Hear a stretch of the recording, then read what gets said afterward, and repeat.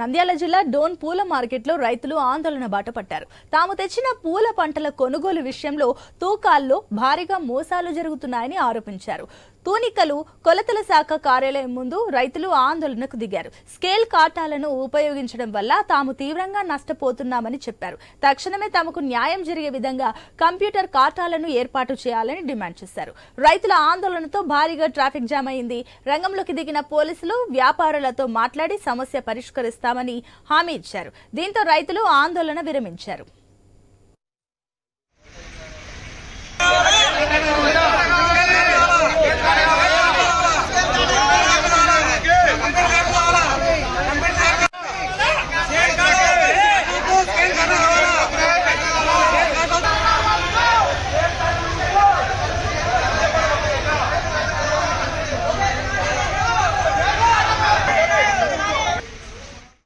మేము డోన్ రైతులం, పూల రైతులము. మాకు పూల మార్కెట్ లో దారి మోసాలు చేస్తున్నారు.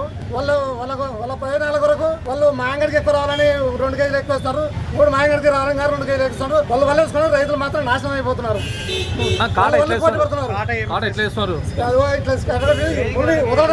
వదలడం కిందికి దిగేది సున్నిగా రాయి ఉంటుంది కానీ వదలండి. కేజీకి 2 కేజీలకు తక్కువ చేయడమే. ఏమన్నంటే